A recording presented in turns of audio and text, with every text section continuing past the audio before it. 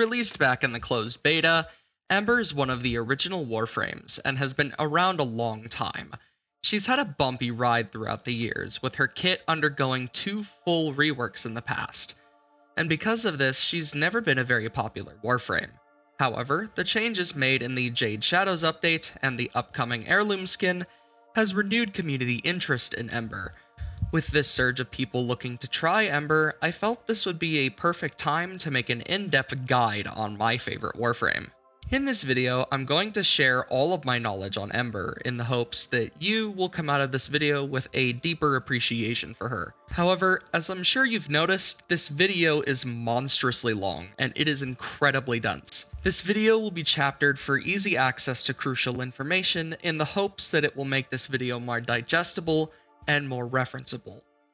I will be mentioning content from all points in the game, and even though I won't be going over story or lore, this does warrant a minor spoiler warning for mechanics introduced in the War Within and later quests. Before we get into the deep dive though, I want to give a huge thank you to my fantastic friends who helped me throughout the video making process. And a special thanks to a lot of the commenters on my previous video, for not only being the force needed to push me to make this video, but also for informing me on perspectives I hadn't considered before, allowing this project to become more accurate and all-encompassing than it could have ever been before. Now, without any further delay, this is World on Fire.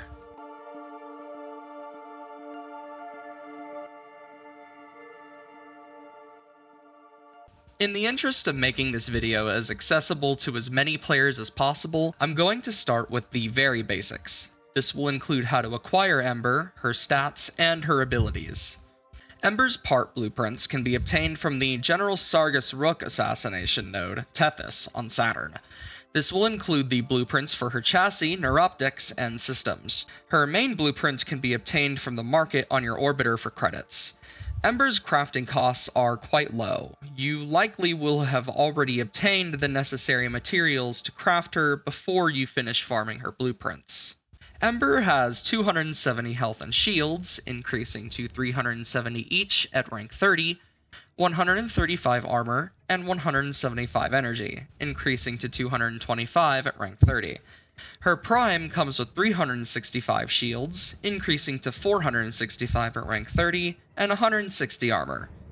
It's clear from her stats alone that Ember is a very squishy warframe due to her low armor and other defensive stats, yet she has a large energy capacity, making her great at casting a lot of abilities at once. With this information, we can firmly call Ember a caster warframe, one who uses her abilities to rain constant hellfire on the battlefield, suppressing and burning everyone in sight to keep herself alive. Ember's passive grants her 5% power strength for every burning enemy, that is, an enemy with at least one heat proc on them, within a 50-meter radius around her. The strength bonus is uncapped and only increases with the first heat proc applied to an enemy. Additional heat procs on the same enemy will not increase the power strength bonus further. This passive is one of the more powerful ones in the game, and one which Ember takes great advantage of. Ember's abilities will always burn enemies they hit, meaning she is constantly feeding into this passive to make herself stronger. Rather than moving on to Ember's first ability like you might expect, I'm actually going to explain her second ability, Immolation, before moving on to the rest of her abilities. Immolation is the cornerstone of Ember's kit and should be treated more like an always-on passive rather than something you use when you need it. Immolation costs 50 energy to toggle on, and while it is active, it grants Ember 45% damage resistance. The damage resistance granted by Immolation scales up over time and maxes out at 85% damage resistance. The minimum and maximum damage resistance granted by Immolation scales with power strength and caps at 50% minimum and 90% maximum damage resistance once you reach 125% power strength. The buildup of Immolation can be accelerated or decelerated by casting specific abilities. Casts of Fireball and Inferno will speed up the gain of Immolation, while casts of Fire Blast will reduce its buildup speed, in addition to draining 50% of the Immolation meter. Once Immolation reaches maximum damage resistance, it will begin to drain Ember's energy over time. This drain increases the longer you sit at maximum damage resistance, is uncapped, and scales with both power efficiency and power duration. At base efficiency and duration, Immolation's energy drain scales up by 4 energy per second for every 10 seconds you are sitting at maximum damage resistance. Just like a channeled ability, Ember cannot restore energy from energy over time sources like Energy Siphon or Zeneric's Wellspring, while Immolation is draining her energy. Okay, that was a lot for just one ability, but it was important that I explain Immolation first before anything else. All of Ember's other abilities scale off of Immolation in some way, so understanding how it works is very important for her gameplay. Now for her first ability, Fireball. This costs 25 energy to throw out a fast-moving projectile that deals 400 heat damage on impact and explodes for 150 heat damage in a 3-meter area of effect, scaling with power range. Both hits deal a guaranteed heat proc, and the damage dealt by both hits scales with power strength. The damage of both the impact and AoE scale with Ember's Immolation, up to double damage at maximum Immolation. Finally, repeated casts of this ability are subject to a combo system, increasing the damage of each successive fireball by 2 times, up to a maximum of 8 times damage. This damage bonus stacks additively with the damage bonus from Immolation. Ember's third ability is Fire Blast. This costs 75 energy to release an expanding wave of fire in all directions around you. This wave extends out to 25 meters, scaling with power range, and is limited to line of sight. Enemies hit by this wave will take 200 heat damage with a guaranteed heat proc, and they will have between 50 and 100% of their armor stripped, increasing with Immolation. The damage dealt scales with power strength, but the armor strip does not. Additionally, the energy cost of Fire Blast decreases as Immolation increases, down to 25 energy per cast at maximum Immolation. Finally, her fourth ability is Inferno.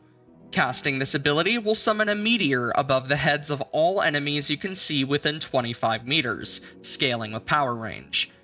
For every meteor Ember summons, 10 energy is drained, scaling with power efficiency, and this energy drain is capped at 100 energy. Note that this does not mean Inferno has a cap on how many enemies it can hit with one cast. Only the energy drain is capped in this way. The meteors will strike enemies shortly after, dealing 2,500 damage split evenly between impact and heat with a guaranteed heat proc. Every enemy hit by the meteors will also be enveloped in a lingering fireball that deals heat damage in a radius around the victim, scaling up to 5 meters. Also scaled with power range. These fireballs last for 15 seconds, scaling with power duration, and will deal between 350 and 700 damage per second, increasing with Immolation. Damage dealt by this ability is affected by power strength.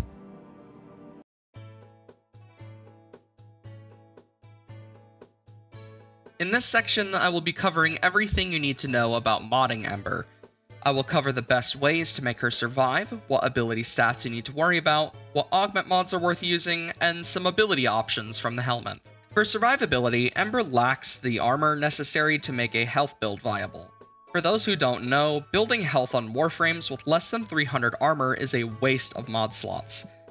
This is because shields always have a flat 50% damage resistance to all incoming damage, while health gains damage resistance that scales with armor.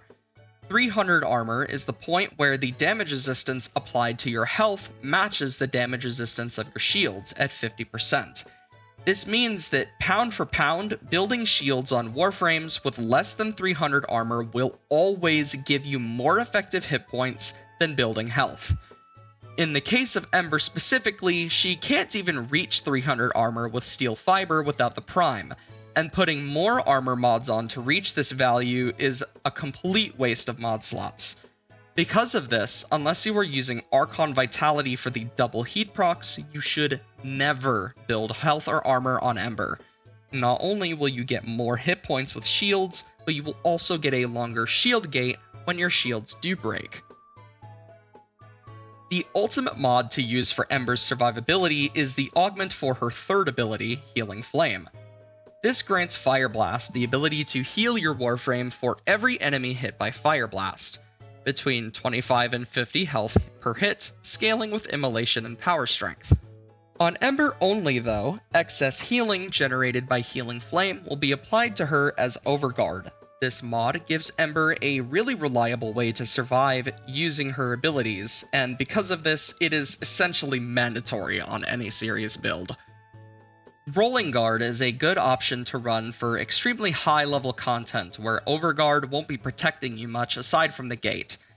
Having the ability to go invulnerable for several seconds is great at any level of play though. If you're used to the gating style of play, where you survive by taking advantage of invulnerability periods to tank damage, Rolling Guard will feel right at home on Ember. Adaptation is niche on Ember, but isn't entirely useless, as I have once said. Damage resistance effects do not apply to Overguard, and Adaptation is no exception. However, even if Adaptation doesn't apply to your Overguard, you will still stack up Adaptation's damage resistance from damage done to Overguard. This means once your Overguard does break, you will likely have fully stacked damage resistance against whatever is attacking you. This is great for builds which don't cast abilities very often, like a weapons platform, or to give yourself a bigger cushion for when your Overguard does break. For ability stats, power efficiency is the most important stat to have on Ember. As a caster, Ember uses her abilities a lot, meaning she is quite energy hungry. Even at base efficiency, Ember's energy demands can be quite hard to meet. Plus, at later stages of the game, Ember deals most of her damage not through the direct damage of her abilities, but the stacking heat procs that they apply on every hit. This essentially means the more abilities you cast on Ember, the faster everything around you will die. Power efficiency also allows you to cast more abilities before running dry, improving Ember's uptime and vastly increasing the amount of damage she can put out. Running negative efficiency on Ember is not an option due to how much energy she drains using her abilities, and even base efficiency can be tricky to play. Her second most important stat is power range, and that is for one simple reason. Ember's passive covers a 50-meter radius, while her abilities only cover a 25-meter radius. Ember's passive grants 5% ability strength for every burning enemy in its range, so by increasing the range of Ember's abilities, we can increase the number of enemies we burn per ability cast, and as a result, we increase our power strength. The magic number here is 200% range, as that is when Ember's other abilities will have the same coverage as her passive.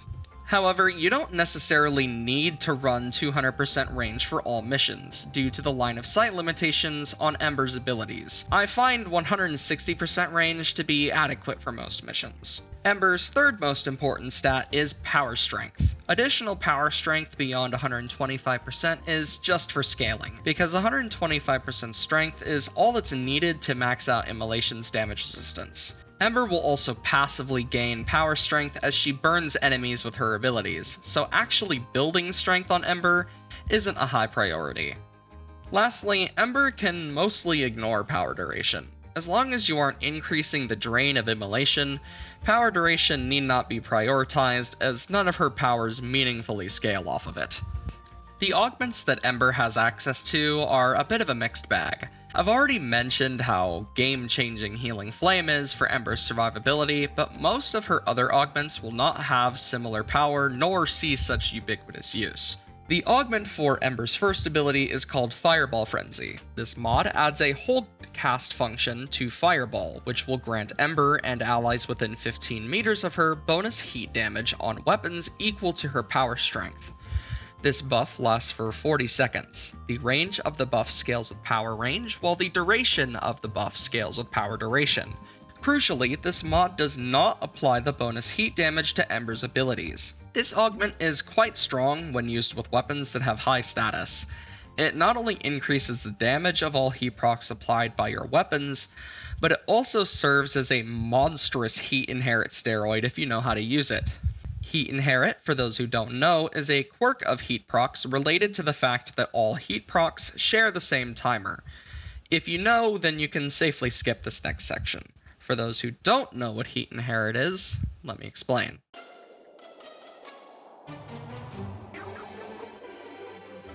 When a heat proc is applied to an enemy that isn't burning, 3 values are stored on the target: the damage of the proc, any bonuses to heat damage on the weapon that dealt the heat proc, that will be mods like Heated Charge or bonuses like Fireball Frenzy, and faction damage bonuses if applicable. That will be your Bane, Expel, and Smite mods, and buffs like Roar. The mod values stored on the target cannot be changed once the first heat proc is applied, and they will be applied as separate multipliers to the tick damage dealt by the heat proc. All future heat procs that are applied to the target will add to the tick damage and refresh the duration of all previous heat procs. What this means practically is that burning an enemy with a weapon that has a lot of bonus heat damage first will increase the damage of all heat procs applied afterward, so long as those heat procs have lower or no bonuses behind them, like in the case of Ember's abilities. However, this can work the other way too. Applying a heat proc with a weapon or ability that has low heat or faction bonuses will actually reduce the damage of any heat procs you might apply with a weapon that have a higher bonus to heat or faction damage. Okay, everything that I just talked about is quite abstract, and without a visual is very hard to fully grasp. Let's see what Heat Inherit does in-game. For this demonstration, I will be using this Ember build with 200% strength, and this Epitaph build for pure heat priming. Empty slot in the build is used for an appropriate faction mod. Elementalist mods do not work for Heat Inherit. As you can see, casting Fire Blast will hit these enemies with a heat proc that deals 200 damage per second. However, if I hit these enemies with my Epitaph first and then hit them with Fire Blast, the damage of the heat proc goes way up. This damage boost can be extended further by Fireball Frenzy, as shown here.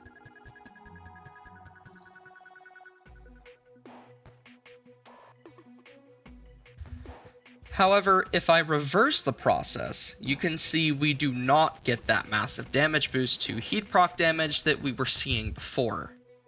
Armed with this knowledge, Fireball Frenzy is even stronger than it seems on the surface. The ability to inject bonus heat damage into your weapons not only makes high status weapons burn down enemies disgustingly fast, but it also serves as a way to increase Ember's damage output via the Heat Inherit mechanic I just demonstrated. If you want to use Ember as the ultimate heat weapon warframe, or if you simply want to boost the damage of your abilities, Fireball Frenzy is a great augment to take if you have the space. I unfortunately cannot sing the same praises for Ember's second augment, Immolated Radiance. This augment applies half of the damage resistance Ember gains from Immolation to all teammates within affinity range. While a nice support augment, Immolated Radiance is a wasted mod slot in most situations. It's useless in solo content as the damage resistance only applies to allied warframes, and in multiplayer, the damage resistance you provide has limited effect. Pubs will either be dying constantly or never die once throughout the length of the mission, and the damage resistance from Immolated Radiance will hardly be helping either group if it does help at all.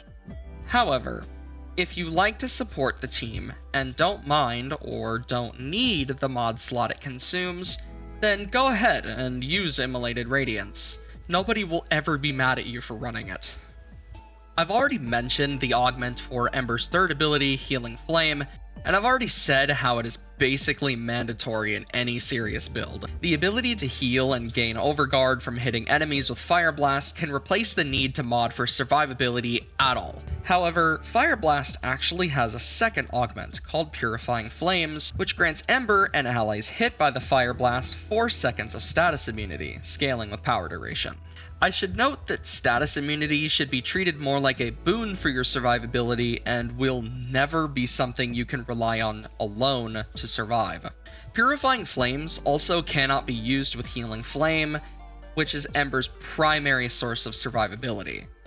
With this in mind, Purifying Flames is unfortunately very niche. It's only truly useful in circumstances where primary forms of survivability are already covered by another source. If you're playing in an organized squad, which will already provide you with ways to stay alive without Healing Flame, then sure, run Purifying Flames. It will be a nice boon to yourself and your party by blocking problematic status effects like Toxin. However, on its own, Purifying Flames isn't worth much, and definitely isn't worth the opportunity cost of not being able to run Healing Flame. Finally, the augment for Ember's fourth ability is Exothermic.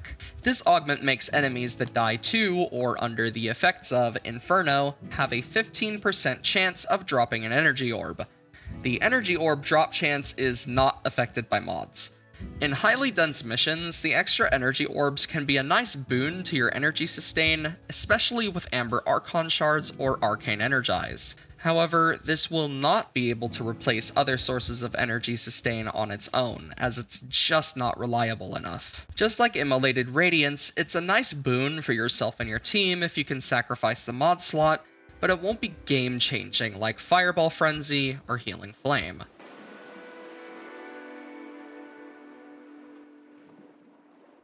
The Helminth has a few notable ability options to put on Ember. I'll start with the obvious ones, then dive into some more niche options. When choosing where to place your subsumed abilities, always place them over Fireball, because it is Ember's most expendable ability.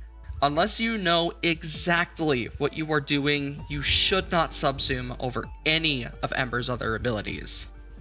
The best general use option is going to be Rhino's Roar. Not only does this ability increase the damage of Ember's abilities, but faction damage bonuses, like Roar, will apply twice to status effects, including status effects inflicted by abilities. Given that, when playing Ember, the goal is to paint the enemy with as many heat procs as possible, the damage bonus provided by Roar is much more valuable on Ember than it is for other nukes due to that double dipping effect. Gauss's Thermal Sunder is a great option for a more streamlined playstyle just centered around nuking with abilities. Scaling damage with heat procs that feed into our passive and a large radius with no line of sight checks makes this ability very potent on Ember. Using our other abilities will increase the baseline damage that Thermal Sunder begins scaling from, meaning this ability can deal some crazy damage when comboed with Inferno and Fire Blast.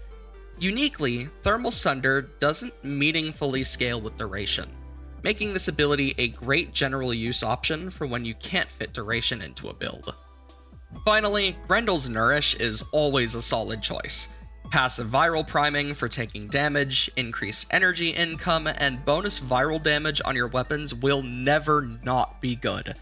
The bonus to incoming energy is especially nice for Ember due to her expensive ability costs. For other Helminth options, stay away from ones that primarily armor strip. Doubling down on armor strip isn't a good idea, especially when we already have access to a full armor strip that is both as cheap and has as much coverage as Ember's Fire Blast. Wisp's Breach Surge is a somewhat niche, but very fun ability to use with Ember.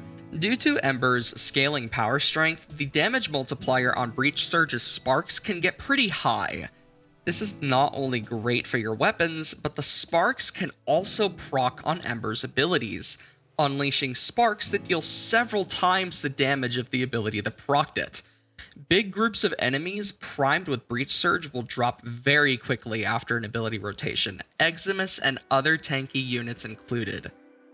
The biggest downside with this ability is that its power is quite inconsistent. Dense groups of enemies kill each other with the sparks almost immediately after nuking, but smaller, more scattered groups of enemies will either take longer to die or won't be affected by Breach Surge at all. Additionally, its range is lower than the rest of Ember's abilities and is blocked by line of sight, so tighter tiles with lots of walls will suppress Breach Surge's power quite a bit.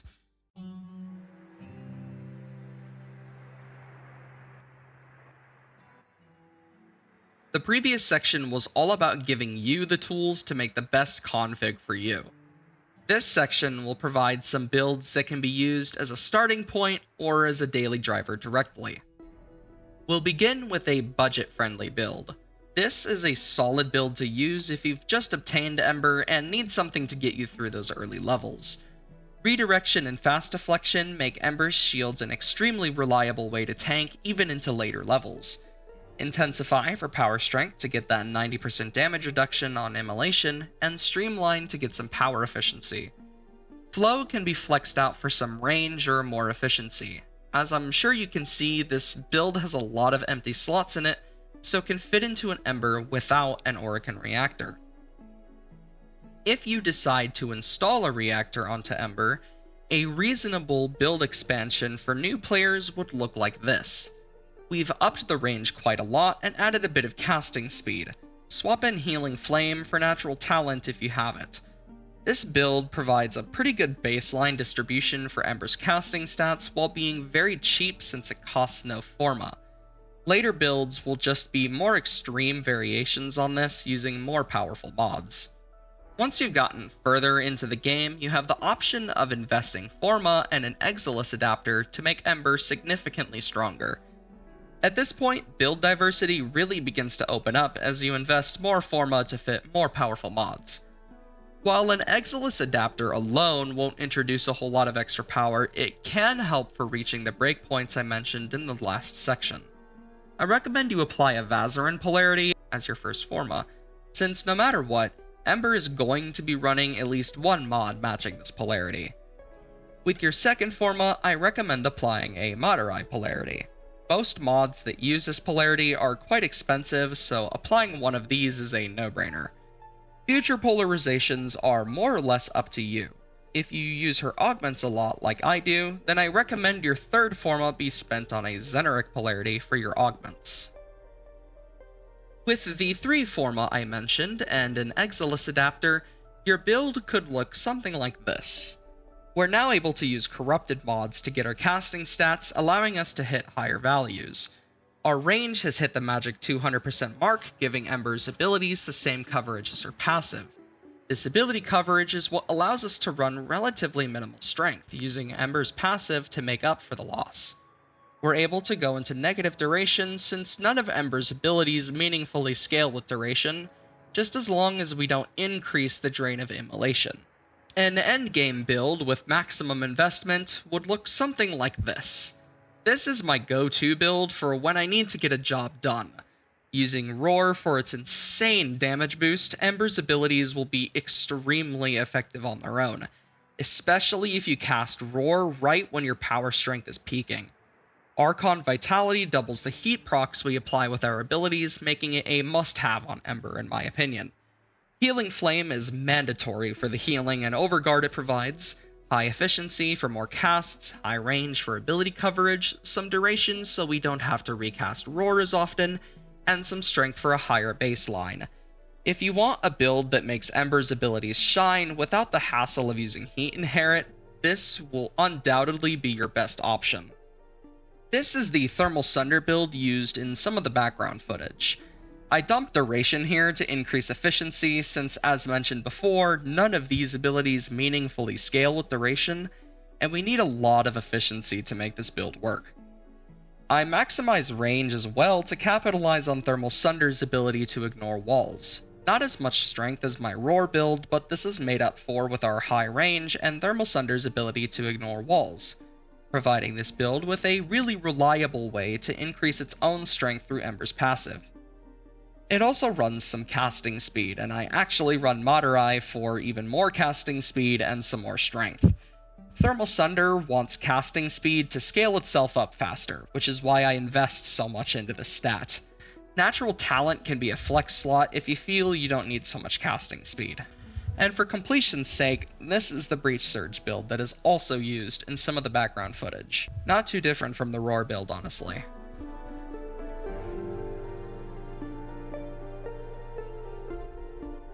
In this section, I will be covering exactly what to do when playing Ember in a mission. I will be talking about her ability rotations, how Immolation affects her gameplay, and what you can do to take control of Immolation. No matter what though, to get the most out of Ember, you are going to have to interact with her abilities. She will never be the type of Warframe like Inaros or Nezha that is capable of just sitting there and existing, even when built for it. That being said, the very first thing you should always do when entering a mission is activate Immolation. As I've mentioned before, this ability should be treated like a second passive and should always remain on. Once you have the energy to start casting your other abilities, use repeated casts of Inferno to ramp up your Immolation, repeated casts of Fire Blast to ramp down, and alternate between casts of Inferno and Fire Blast at high Immolation when you are looking to put out your highest possible damage. Ember has to ramp up like a lot of damaging Warframes, though unlike other Warframes that have to build up damage like Saren or Garuda, Ember ramps up by increasing the build rate of her Immolation. Once you get going, your Immolation is going to start building quite quickly. This can be a little intimidating, especially for people new to Ember who believe that Immolation is something that needs to be constantly micromanaged. Immolation does not need to be micromanaged nearly as much as you may think, especially if you are running positive efficiency. Immolation's energy drain starts off very low and only begins to become meaningful after about 10 seconds at base efficiency. As long as you are using Fire Blast once every 15 seconds or so, the energy drain will be kept in check. As Immolation starts to build faster and faster, it might start to feel like it's going a little out of control. If you have the energy to sustain this, having your Immolation meter build up at crazy speeds is the best state to be in for Ember. Once Immolation starts maxing out faster than you can get a full ability rotation off, Ember has entered a state I like to call fast cycling. When Ember is fast cycling, every cast of Fire Blast and Inferno will be at full strength. This means every single time you cast Fire Blast in your rotation, it will fully armor strip enemies in range and grant you the maximum possible healing. This also means that every time you cast Inferno in your rotation, the unique damage over time effect will deal its maximum damage. In this state, Ember becomes more energy hungry due to the constant energy drain from Immolation, but she is at her most powerful in this state. Beyond the star chart, Ember kills enemies by hitting them with a ridiculous amount of really strong heat procs, rather than relying on the direct damage of her abilities to kill. This fast cycling state is the best state to be in if the goal is to overwhelm everything in the room with a massive amount of burn damage. Even if you are just playing a weapons platform build, having Immolation build up extremely quickly means always have access to a 100% armor strip with extremely potent healing via Healing Flame. Getting Immolation to this point where it builds up extremely quickly is nothing but a boon for Ember, no matter how you play her, and can be done literally for free by casting Inferno at a wall. However, you don't always want to be in this fast cycling state, because as I said before, it is quite energy hungry. When you want to exit this fast cycling state, I can hardly recommend recasting Immolation as a good way to do so. Unless you are in a safe situation, you never want to recast Immolation. Doing so will sacrifice your damage resistance and you will lose access to the most powerful versions of your abilities. What you should instead do is use repeated casts of Fire Blast at maximum Immolation to cool off. This will armor strip and burn enemies around you while granting you a nice overguard buffer if you are using Healing Flame. On the base star chart, this rule can be bent a lot, and certain circumstances do call for a reset even on the steel path. However, I never recommend resetting Immolation unless you know you will be safe doing so. At high levels, Heat Inherit Priming will have a massive effect on how much damage Ember can put out, especially when she is fast cycling. Hit enemies with a strong heat primer before you hit them with Ember's abilities, and the boosted heat procs will chew through even the toughest units.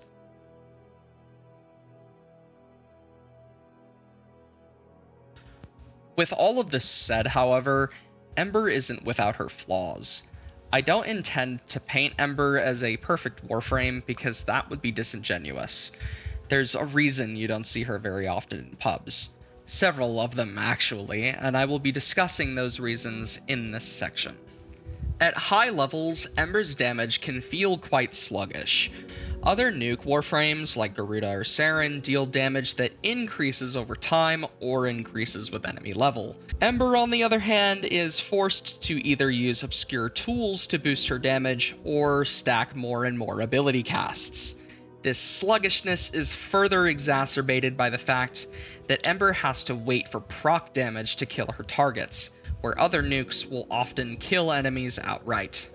This need to cast more and more abilities to kill enemies creates a problem of its own. Using Ember to her fullest potential comes with some of the highest energy demands in the game for a nuke frame. Most players attempting to use Ember for her casting playstyle will find energy to be a major bottleneck.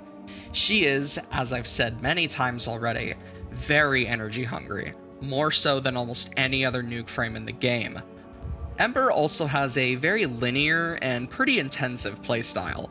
Ember has this unique playstyle that requires she cast abilities constantly, and this isn't very flexible. This leaves limited room for other activities, like using weapons or completing objectives, unless you cut back on ability casts, which will present new challenges for Ember. Limiting ability casts will reduce the amount of enemies you are burning, reducing the strength of her own abilities, and more importantly, exposing her to more damage. She can get away with brief periods where she slows down, but Ember just cannot be played with a slower playstyle without her abilities feeling like trash to use. Not to mention, Ember is quite squishy. Warframes as squishy as Ember rely on crowd control to avoid most incoming damage, and lean on damage gates to soak up the remaining hits that manage to make it through. Once Ember isn't capable of crowd controlling enemies anymore, she will crumble under the pressure. In this situation, you will be forced to spend an unsustainable amount of energy on fire blasts to refresh your overguard gates until you can get to safety, and building for additional tank will sacrifice valuable casting stats, which can come at the detriment of making Ember's abilities feel terrible to use. At that point, might as well just use a different warframe. With all of this said, it's evident that Ember needs a lot of help. It's clear that no matter how you build or play her, she will never be able to compete with the ridiculously overpowered newest warframes. However, if you are willing to give her the help she needs to thrive, Ember becomes an incredibly fun and dynamic caster with a playstyle unlike any other warframe. I hope that this video has given you a new perspective on my favorite warframe in the game, or maybe even gotten you to think about picking her up again. Regardless, I want to sincerely thank you for watching all the way through to the end. It really does mean the most. And finally, have a good day, have a good night, wherever you are. Thank you.